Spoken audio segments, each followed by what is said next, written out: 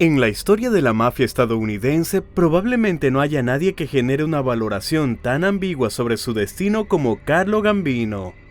Algunos dicen que fue el jefe más poderoso de toda la historia de la Cosa Nostra que logró imponer su voluntad sobre otras familias mafiosas. Otros consideran que no era más que un títere con fama, que tuvo a alguien detrás durante toda su vida. Algunos lo describen como un defensor de las tradiciones mafiosas y un ferviente partidario de que los mafiosos no se involucren en el tráfico de drogas.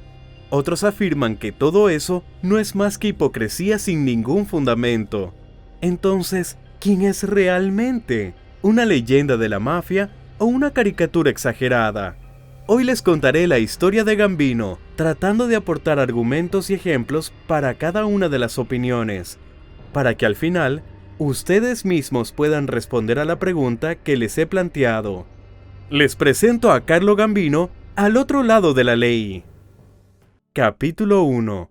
No se sabe mucho sobre la infancia de Don Carlo. Nació en 1902 en Palermo, hijo de Tommaso Gambino y Felice Castellano. Tenía 3 hermanos y 2 hermanas. Todas las fuentes que he consultado afirman, tanto por parte de padre como de madre, la familia Gambino estaba relacionada con la mafia siciliana. Algunos incluso sugieren que Carlo se inició en la mafia antes de 1921, cuando aún vivía en Sicilia, pero no hay argumentos sólidos que respalden esto. Sin embargo, incluso antes de unirse, ya estaba bastante familiarizado con cómo vivían y actuaban los mafiosos. No solo porque Palermo era uno de los centros donde se reunían esas personas de honor, sino que también tenía parientes en esta organización, como ya he mencionado anteriormente. Así que no es sorprendente que el ídolo de la infancia del pequeño Carlo no fuera ningún científico o gobernante, sino un destacado miembro de la mafia local, Don Vito Cascioferro, quien, según los rumores, había asesinado al detective Joseph Petrosino, haciendo así un gran favor a sus colegas del otro lado del océano. Petrosino era como una piedra en el zapato para la mafia estadounidense de principios del siglo XX. Dirigía el departamento de policía de Nueva York, que se ocupaba del crimen en los barrios italianos, donde la mafia hacía entonces la mayor parte de sus negocios. En 1909, Petrosino viajó a Italia para recopilar información sobre delincuentes italianos, ya que aún no existía ningún tipo de intercambio de este tipo entre Estados Unidos e Italia. De este modo, quería que en Estados Unidos se pudiera empezar a deportar a los inmigrantes italianos con estos datos, con juicios públicos en Italia, y registrar a los que ya habían cumplido su condena. Esto habría sido un duro golpe para la mafia estadounidense, por lo que, con la ayuda de sus colegas sicilianos, se aseguraron de que Petrosino no saliera vivo de Sicilia. Según una de las versiones, fue el propio Don Vito Cascioferro quien le disparó. No es de extrañar que con semejantes ídolos y conflictos desde temprano, nuestro personaje de hoy también eligiera el camino de la mafia. Aunque el comienzo de este camino para Gambino se gestó sin duda en Palermo, fue en Estados Unidos donde se convirtió en un actor activo del mundo del crimen, a donde Carlo llegó en 1921 a la edad de 19 años. En diciembre de ese mismo año, llegó a las costas de los Estados Unidos en un barco de carga y entró ilegalmente en el territorio de ese país. Los investigadores suponen que se eligió esta forma de inmigración porque Gambino tenía algún tipo de problema con la ley en Italia. En Estados Unidos fue recibido por parientes del lado materno, que ya llevaban algún tiempo viviendo en Nueva York. Su tío Giuseppe Castellano era por entonces miembro de la familia mafiosa que hoy se conoce como la familia Gambino. Su primo, Paul Castellano, es conocido por muchos aficionados a la historia de la mafia estadounidense por su conflicto con John Gotti. Además, algunos investigadores afirman que, antes de mudarse, Carlo tenía, además de sus parientes, otro conocido importante en Nueva York llamado Tommy Lucchese, que más tarde también se convertiría en un jefe de la mafia. Dicen que Tommy y Carlo eran amigos de la infancia en Palermo, hasta que en 1911 Lucchese se marchó con sus padres a Estados Unidos. Sin embargo, otro jefe mafioso en aquellos años, Joe Bonanno, dijo que Gambino y Lucchese se conocieron y se hicieron amigos ya en Nueva York. Decide usted mismo a quién creer, ya que no hay pruebas sólidas de estos argumentos. Justo después de mudarse, Gambino trabajó en un empleo legal. Algunos dicen que trabajaba en la carnicería de su tío Giuseppe, otros que ayudaba a su hermano Paul Castellano en su taller mecánico. Al mismo tiempo comenzó su inmersión en el mundo del crimen a través del contrabando de alcohol. Al principio no tenía negocios propios. Trabajaba para un miembro desconocido de la mafia, ayudándole con la logística y la venta. O en términos más sencillos, transportaba y entregaba alcohol ilegal. Este hecho está rodeado de cierta confusión, por la que diferentes fuentes remiten a Gambino a diferentes borgatas.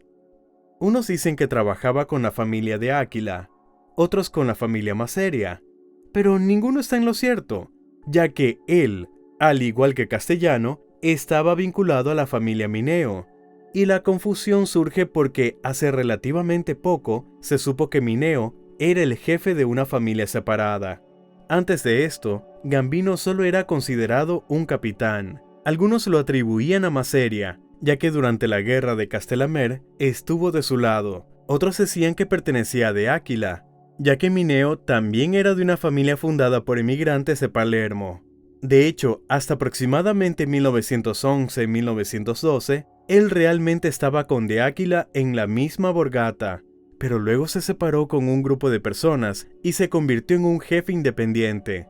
Puede ver más detalles sobre esto en mi video sobre el nacimiento de la mafia estadounidense.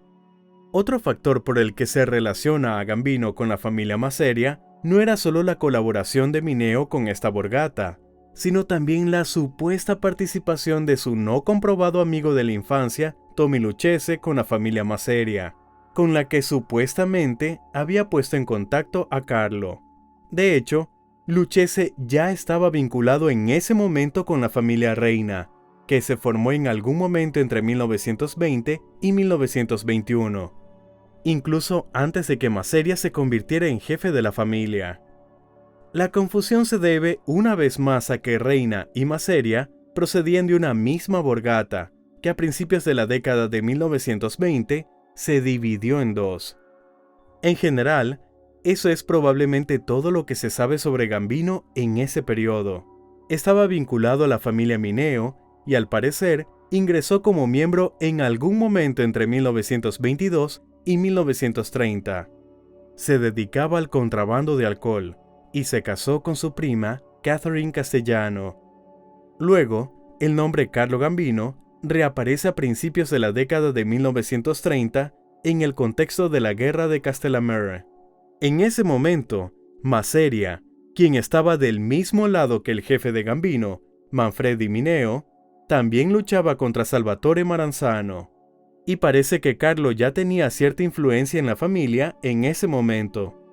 Joe Bonanno lo nombra en su libro como un soldado de la familia Mineo, y otro famoso en aquellos años, Joe Valachi, añadió que Gambino era un hombre importante en el bando de Maseria. Ambos recordaron a Carlo en el contexto de un incidente en el que su hermano Paul Gambino fue asesinado en lugar de él. El hermano sobrevivió y Carlo, junto con su gente, pronto se pasó al bando de Maranzano. Tras la guerra de Castellammare, fueron asesinados tanto Maseria como Maranzano. Carlo terminó en la familia liderada por Vincent Mangano y al parecer fue ascendido a capitán. Durante todos esos años, Gambino logró permanecer en la sombra.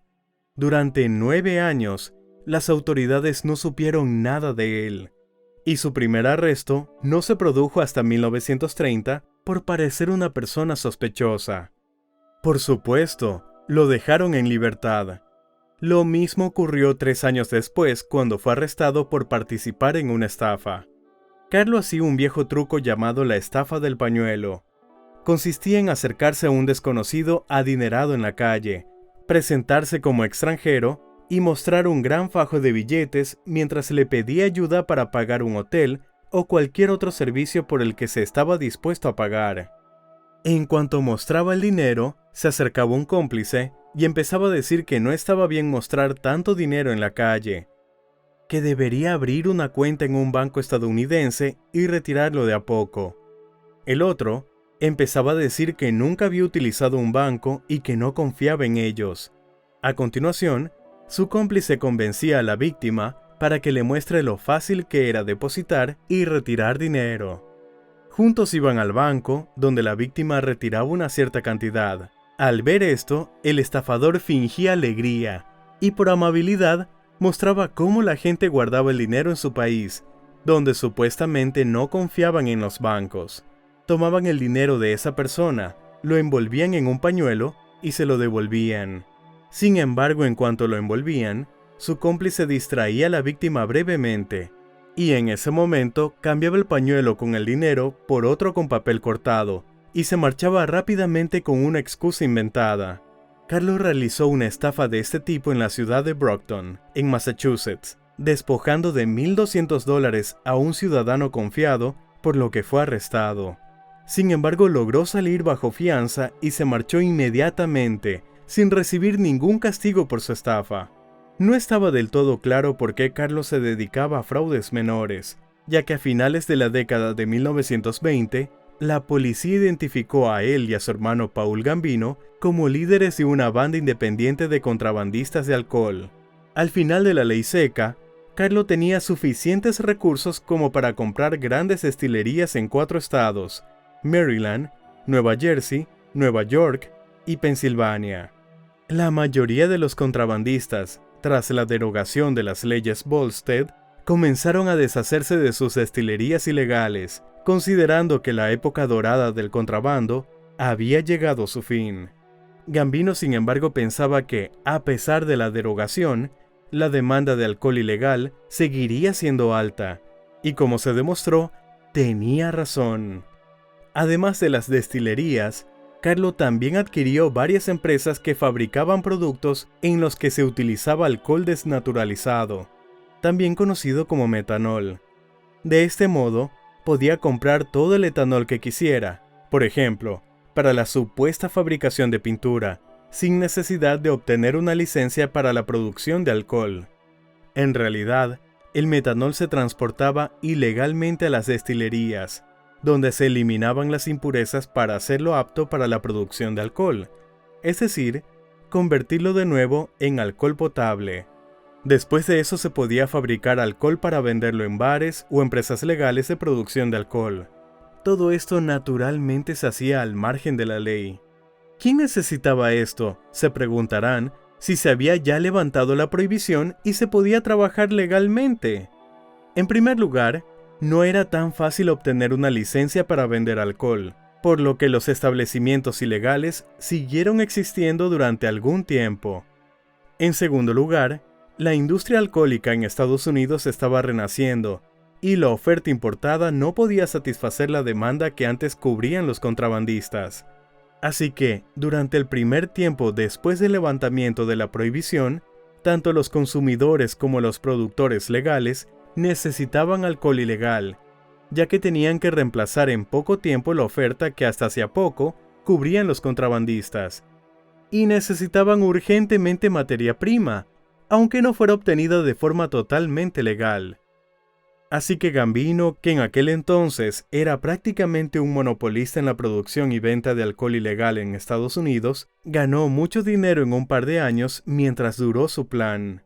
Para 1937, sus empresas pantalla habían comprado alrededor de 430,000 litros de metanol, lo que despertó las sospechas de las autoridades, que comenzaron a investigar y llegaron a Gambino, arrestándolo en junio de ese mismo año. Como resultado, Carlos y otras varias personas fueron acusados de varios delitos, a saber, conspiración para destilar alcohol desnaturalizado y convertirlo en alcohol para beber, conspiración para defraudar al gobierno en impuestos sobre la renta, posesión de bebidas alcohólicas sobre el cual no se pagaron impuestos federales, y transporte ilegal de alcohol. En 1939, el juicio por este caso finalmente concluyó, y Gambino fue condenado a 22 meses de prisión y una multa de $2,500. Sin embargo, solo cumplió un par de días. Los abogados presentaron una apelación, durante el cual Carlo fue puesto en libertad, y el resultado fue la anulación de la sentencia, ya que los abogados lograron demostrar que las escuchas telefónicas a los sospechosos se habían realizado de forma ilegal, y éstas constituían una de las principales pruebas. Casi inmediatamente después hubo otro caso por evasión fiscal, pero Gambino también salió bien parado, cumpliendo solo 30 días de prisión. También en este periodo comenzaron algunos intentos de deportación muy largos y complejos, pero volveremos a ello un poco más adelante. Ahora propongo que avancemos algunos años hasta la década de 1940. La primera mitad de este decenio fue un periodo muy extraño en Estados Unidos. Por un lado, la industria militar estaba en pleno funcionamiento y se invertían enormes fondos en ella, parte de los cuales se destinaba a los altos salarios de los trabajadores de las fábricas. Se necesitaba una gran cantidad de mano de obra, por lo que en la población fluyó mucho dinero casi de inmediato. Pero por otro lado, no había prácticamente nada en que gastar ese dinero debido a la escasez de productos. ¿Qué sucede cuando la oferta legal no puede satisfacer la demanda?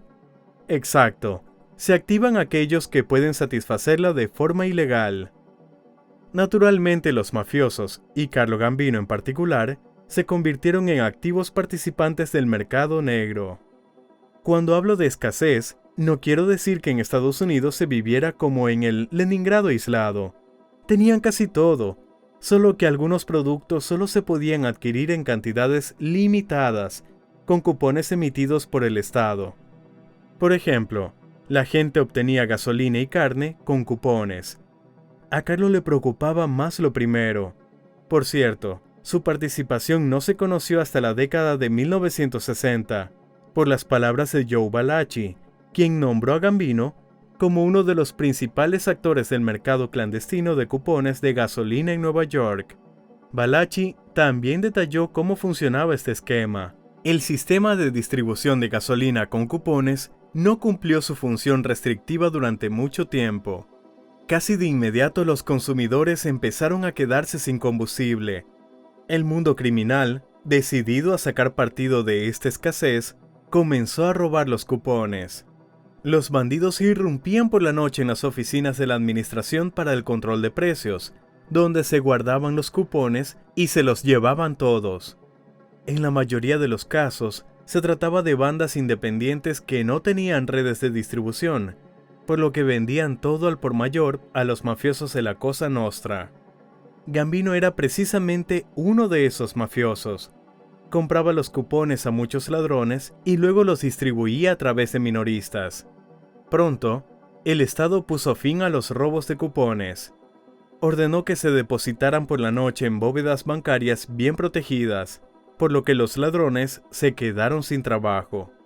Pero casi inmediatamente ocuparon su lugar funcionarios de la Administración de Control de Precios que empezaron a robar y vender cupones a los intermediarios. Al final, todo se descontroló tanto que cada día se vendían en el mercado negro un promedio de 9.5 millones de litros de gasolina.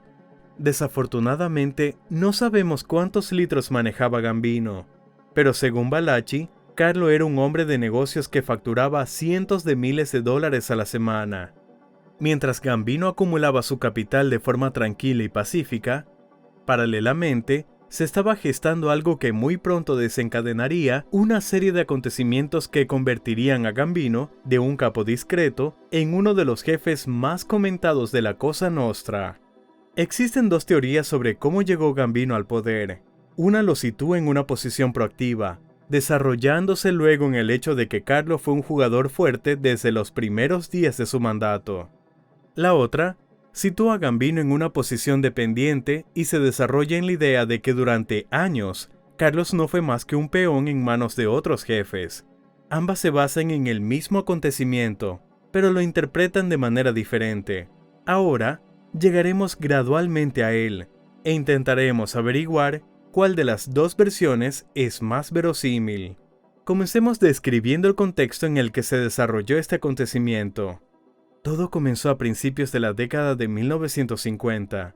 En la familia Gambino se estaba gestando un conflicto entre el jefe Vincent Mangano y su segundo, Albert Anastasia, que terminó con el asesinato de Vincent y su hermano Philip en la primavera de 1951. Después de eso, Anastasia se convirtió en el jefe. Este acontecimiento provocó que en el principal órgano de resolución de disputas de la mafia estadounidense, formado por los jefes más poderosos del país, conocido como la Comisión, se produjera la primera división. Antes del ascenso de Anastasia, existía un bloque fuerte y unido que actuaba de forma conjunta. Formaban parte de él Bonanno, Mangano, Profaci y Magadino. Otros dos jefes, Costello y Gagliano, se mantuvieron al margen, pero después de la eliminación de Mangano, Costello, amigo de Anastasia, ganó un aliado y formó otro bloque. En ese mismo año de 1951, Gagliano murió de muerte natural y su lugar fue ocupado por Tommy Lucchese, a quien no le satisfacía su rol solitario, por lo que salió con Vito Genovese, miembro de la familia Costello y deseoso de destituirlo. Como se puede imaginar, la tensión era considerable, y en 1955, el conflicto estalló por completo. Genovese intentó sin éxito asesinar a Costello. Frank sobrevivió, pero renunció como jefe de la mafia y se lo cedió a Genovese, quien junto a Lucchese y Magadino, que se había pasado de bando debido a una disputa con Bonanno, se convirtió en la fuerza dominante de la comisión. Anastasia planeaba matar a Genovese y Lucchese, tanto para vengar a Costello, como por temor a su propia vida, ya que fácilmente podría convertirse en la próxima víctima.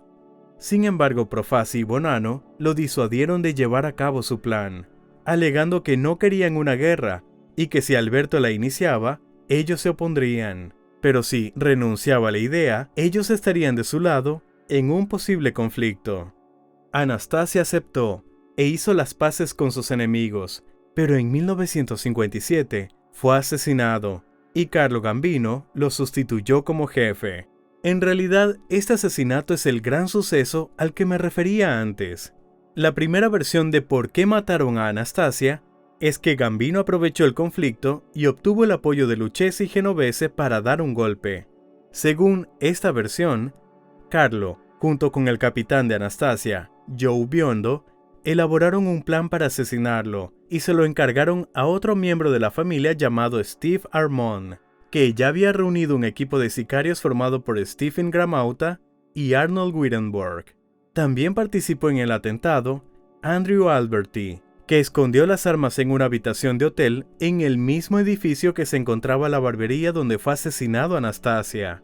Así, los pistoleros entraron en el edificio, tomaron las armas, entraron en la barbería, dispararon unos tiros y desaparecieron. Tras el éxito del plan, Carlo ocupó el puesto de jefe y se convirtió en otro aliado igualitario con Lucchese y Genovese, que lo habían apoyado, ya que según esta versión, Gambino había formado una alianza beneficiosa para ambas partes y había librado a sus amigos de uno de sus enemigos.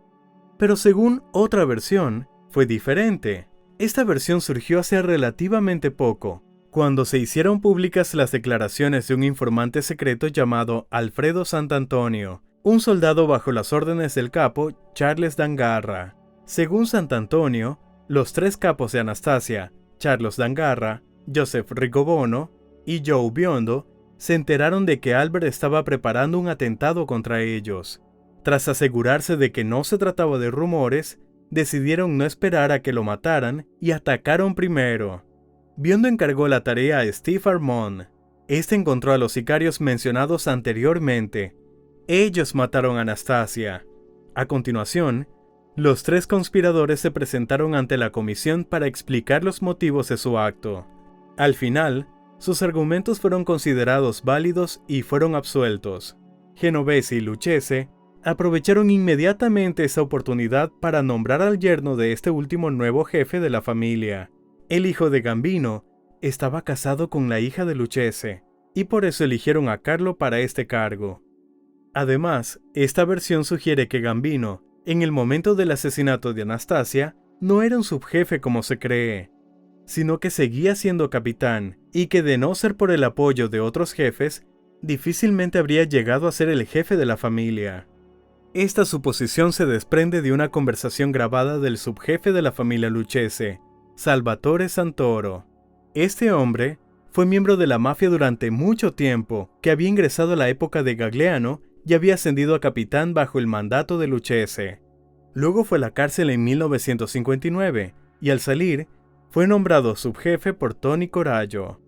En esta grabación, Santoro afirmó que Gambino nunca habría llegado a ser jefe sin la ayuda de Lucchese, insinuando que fue Tommy quien impulsó su candidatura cuando Anastasia fue asesinado, lo cual es bastante coherente con nuestra segunda versión. Además, en otras declaraciones de Santoro, donde dice que Albert ni siquiera tenía intención de elegir a Gambino, nos llevan a la versión de que, tras el asesinato a mediados de la década de 1950 del adjunto de Anastasia, Fran Scalise, en realidad no fue Gambino quien ocupó su lugar, sino Nino Conte. Por último, en otra declaración, Santoro insinúa indirectamente que la elección de Carlo fue impuesta por la comisión, eludiendo la regla sobre la cual el nuevo jefe debía ser elegido por votación dentro de la familia. En tal caso, Gambino podría no haber llegado a ser jefe, ya que en aquel momento no era más fuerte que los demás capitanes.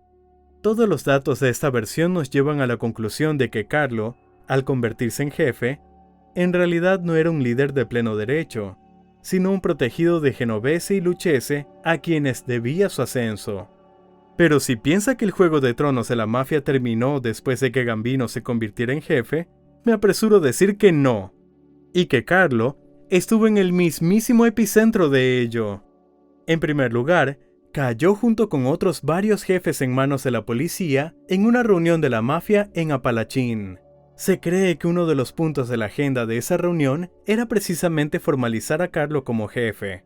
En segundo lugar, Gambino necesitaba establecer su autoridad en la familia, ya que no todos estaban contentos con su nombramiento. Había un grupo de conspiradores que quería destituirlo, pero Carlos se enteró de sus planes y golpeó primero. Se conocen al menos 2 asesinatos relacionados con esta historia. Se trata de Armand Raba, considerado el líder de los rebeldes, y John Robilotto. Al parecer, la eliminación de estos 2 hombres fue suficiente para normalizar la situación, y a partir de ese momento ya no se observaron más ataques contra Carlo. En tercer lugar, los problemas no eran solo internos.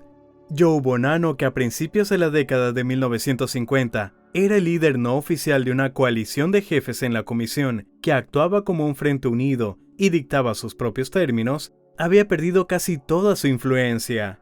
Primero mataron a su aliado, Vincent Mangano. Luego Vito Genovese destituyó a Costello como jefe y formó una coalición con Lucchese. A continuación, el hermano de Bonanno, Stefano Magadino, se peleó con él y también se pasó al bando de Lucchese. Después, Gambino, también leal a Lucchese, se convirtió en jefe. Además, el nuevo miembro de la comisión, Angelo Bruno de Filadelfia, también se puso del lado de Lucchese. Bonanno solo tenía como aliado a Joe Magliocco, sucesor de Joe Profaci, fallecido a principios de la década de 1960 a causa de un cáncer. En ese momento en la familia Magliocco se estaba gestando una rebelión de los hermanos Gallo, a la que la comisión dejó que se resolviera por su cuenta. Bonanno aprovechó la situación y convenció a Magliocco de unirse al complot para asesinar a Lucchese, Magadino y Gambino, con el fin de dar un golpe y volver a convertirse en la fuerza principal de la comisión. Pero Carlo volvió a tener suerte. Un hombre llamado Joe Colombo, a quien Magliocco había involucrado en la conspiración, acudió a Lucchese y Gambino y les reveló los planes de su jefe. Magliocco fue finalmente destituido y lo dejaron morir en paz. En ese momento estaba enfermo y murió poco después. Bonanno, aunque negó su participación en la conspiración, también fue destituido de su cargo de jefe por decisión de la comisión, pero durante algún tiempo intentó recuperar el poder mediante luchas internas familiares, pero finalmente abandonó la idea y se marchó de Nueva York. Después de esto, la facción Lucchese-Gambino consolidó definitivamente su posición dominante en la comisión. Tenían como aliados a las familias Genovese y Magadino. Las familias Bruno y Colombo, de una u otra forma, estaban obligadas a escucharlos. Había una superioridad numérica en las votaciones, El poder estaba establecido, ahora solo quedaba mantenerlo, y lo que es igual de importante, monetizarlo. No se sabe nada sobre los ingresos monetarios regulares de Gambino como jefe. No está claro si en aquella época estaba involucrado en actividades como la usura, la extorsión o el juego. Sin embargo, a día de hoy, conocemos al menos dos de sus principales fuentes de ingreso. La primera fue SGS Associates, una empresa dedicada a las relaciones laborales. Para decirlo claramente, esta empresa se ocupaba de resolver conflictos entre trabajadores, sindicatos y empleadores. Se recurría a ellos cuando se quería utilizar sin problemas mano de obra de personas que no pertenecían a sindicatos, cuando había que resolver una huelga o cuando se quería evitar de antemano que se produjeran huelgas. Es decir, SGS Associates, en la que Carlo tenía una tercera parte, era una especie de garante criminal de estabilidad laboral, independientemente del descontento de cualquiera. Las ganancias de la empresa se estimaban en $500,000 al año. Entre los clientes se encontraba Wellington Associates, un grupo inmobiliario propietario del edificio Chrysler y considerado en aquel momento el jugador del mercado inmobiliario más grande del país. Las huelgas más famosas que gestionó la empresa fueron la de los trabajadores del hospital Flowery Branch y la de los trabajadores del edificio Chrysler en la década de 1960. La segunda gran fuente de ingresos le llegó a Carlo tras la muerte de su principal aliado mafioso, Tommy Lucchese, en 1967.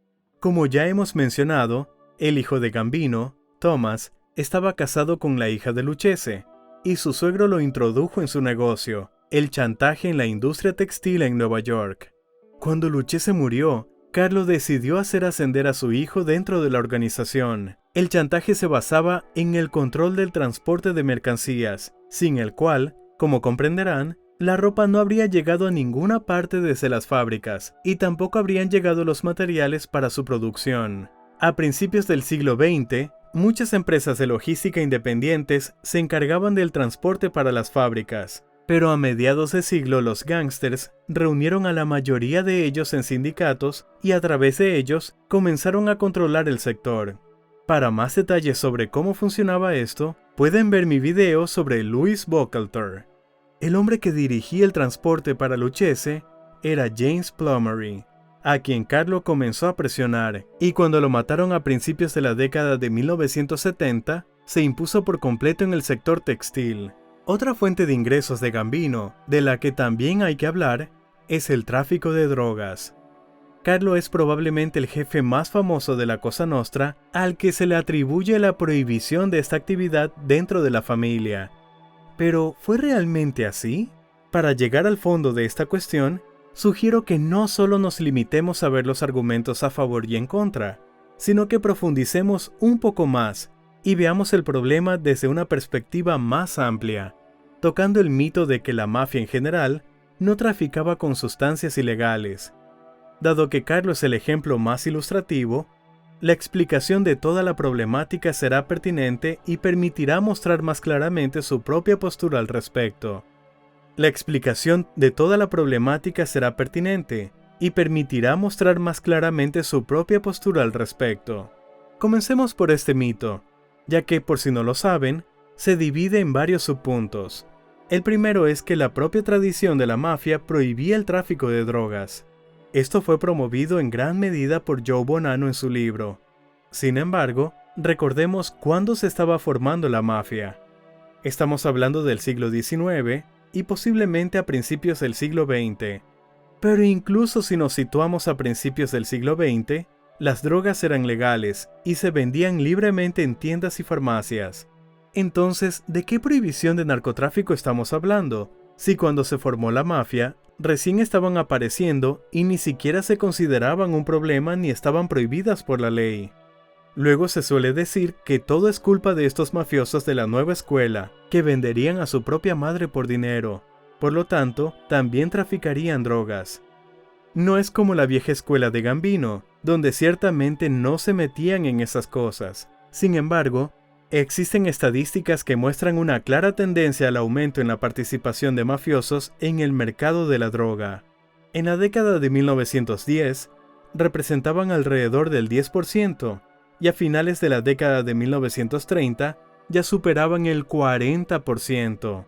Más adelante, acabaría desplazando casi por completo a sus principales rivales en el contrabando de heroína, los gángsters judíos.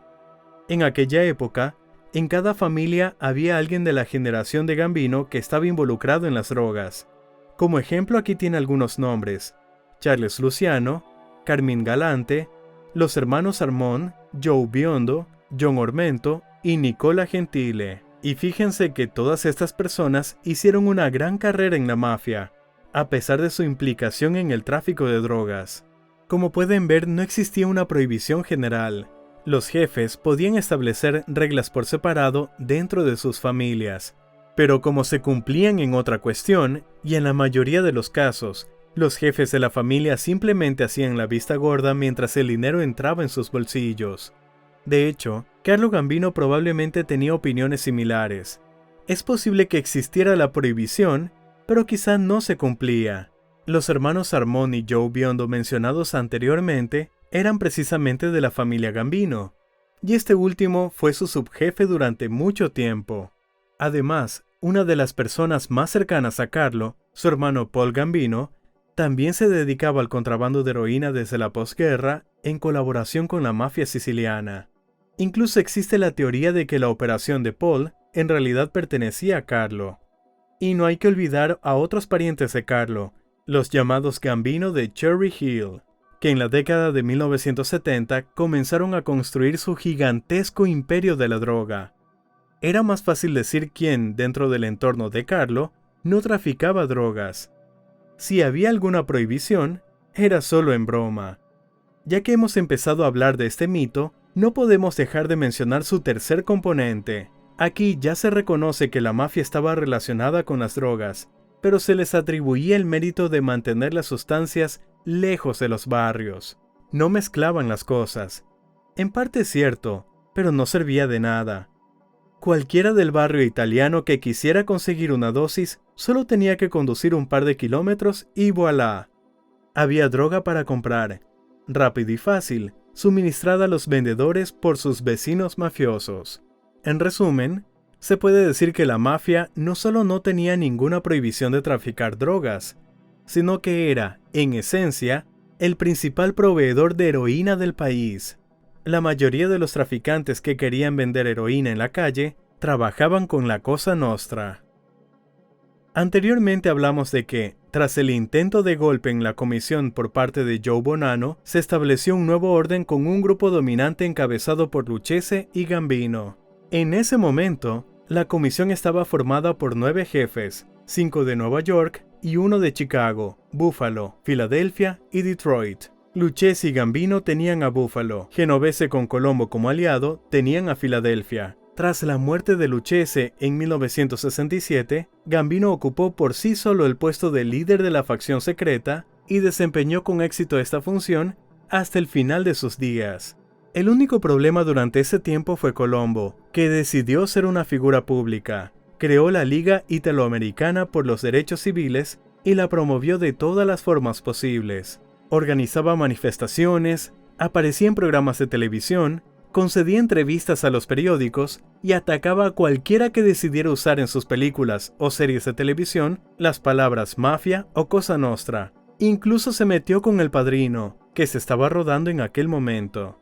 Al principio, Gambino no se opuso a la idea e incluso donó varios miles de dólares, pero Colombo no conocía el límite y atrajo la atención no solo del público, sino también del FBI. En diciembre de 1970, la agencia obtuvo los documentos de Colombo con los nombres de todos los miembros de la liga y el importe de sus donaciones, entre los que se encontraba Gambino, Carlo y un par de mafiosos más, entre los que se encontraba el jefe de Genovese, Thomas Eboli, fueron interrogados por un gran jurado, lo que probablemente fue el punto de inflexión, ya que el plan de Colombo perdió el apoyo de la mafia. Poco después, Colombo y Gambino mantuvieron una conversación en la que Colombo se negó a aceptar la petición de Carlo de disolver o abandonar la liga. A continuación, en el verano de 1971, se produjo un atentado contra Colombo, que lo dejó en coma durante mucho tiempo. Los principales sospechosos en el asesinato fueron Gambino y Joe Gallo, con quien Colombo tenía un conflicto familiar. No se sabe quién organizó el atentado, pero la mayoría se inclina por pensar que fue Gambino. Sin embargo, si con los enemigos del mundo mafioso Carlos se las arreglaba con bastante facilidad, con su principal adversario, el poder de los Estados Unidos, luchó toda su vida. Ya he mencionado que fue juzgado por tráfico ilegal de alcohol y por evasión fiscal, pero el principal problema que no pudo resolver era la deportación, ya que, como recordarán, Carlo llegó a Estados Unidos como inmigrante ilegal. En 1935 intentó cambiar su estatus, se marchó a Canadá para volver legalmente con una visa, pero se la denegaron. Al parecer, sin desanimarse demasiado, Carlo volvió de alguna manera a Estados Unidos. En noviembre de 1936, fue arrestado por primera vez por encontrarse ilegalmente en el país, pero en 1937, por alguna razón, los cargos fueron retirados. Luego comenzó la guerra y Gambino cayó en el olvido durante un tiempo. Se acordaron de él justo después de una reunión en Apalachín en 1957, pero cuando las autoridades fueron a arrestarlo, resultó que Carlo había ingresado en el hospital poco antes para someterse a una operación por problemas cardíacos. Es imposible determinar con certeza si se trató de una simple coincidencia o si Gambino estaba jugando algún juego astuto, pero en el futuro se repetirían ese tipo de trucos y coincidencias cuando surgieran problemas con la ley. La Oficina de Inmigración pudo entregarle la orden recién en agosto de 1958. El juicio se fijó para septiembre, pero cada vez que se le acercaba la fecha, Carlos se enfermaba repentinamente. Al parecer, realmente tenía problemas cardíacos, ya que se sometió a varias operaciones, pero estos claramente se exageraban ante las autoridades. Sin embargo, funcionó, ya que algo parecido ocurrió en la primera audiencia del caso en 1963. Allí tampoco se resolvió nada, y volvieron a producirse continuos aplazamientos por motivos de salud. Finalmente, en 1966, la Oficina de Inmigración logró emitir una orden de deportación basada en la entrada ilegal en la década de 1920.